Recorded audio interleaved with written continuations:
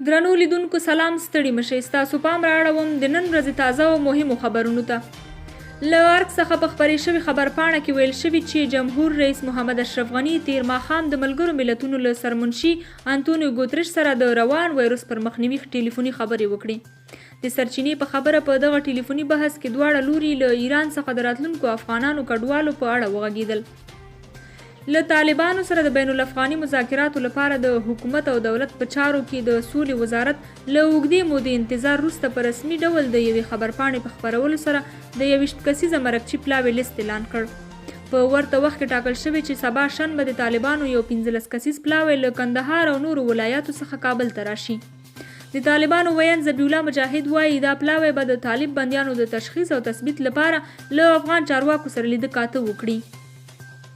اروپایي ټولنې د یوې اعلامیې په ترڅ کې په افغانستان کې د ژر تر ژره اوربند ټینګېدو غوښتنه کړې ده. اروپایي ټولنې په دغه اعلامیه کې ویلي افغانستان تر بل هر وخت اوربند ته شدید اړتیا لري.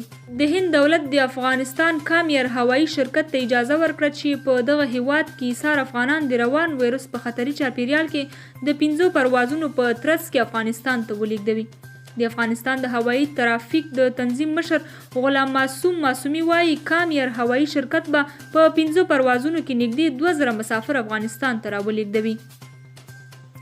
د تخار ولایت په تعلقانو کې د ملي اردو یوې چورلکې بیړنۍ ناسته کړې ده. د دفاع وزارت ویلي چې چورلکې د تخنیکي ستونزو له امله بیړنۍ ناسته کړې چې پکې ناستو کسانو ته زیان نه دی رسېدلی.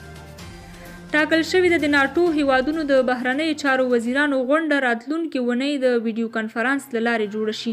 ناټو ائتلاف د پنجشنبې په ورځ وویل چې غونډه د کرونا وایروس د ستونزې له کبله د ویډیو له لارې کیږي.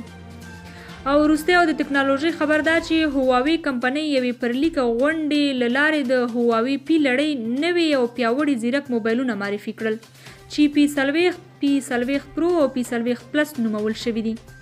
دغه 3 واړه ځیرک موبایلونه د امریکا د بندیزونو له کبله د ګوګل کمپنۍ د کاریالونو کارولو اجازه نه لري چې له همدې امله هواوی کمپنۍ دغو ځیرکو موبایلونو کې خپل ایپ ګالري هم وړاندې کړې ده. دا وه د نن ورځې خبري ټولګه. تر سبا او بلې ټولګې مو په خدای سپارم. د الله په امان.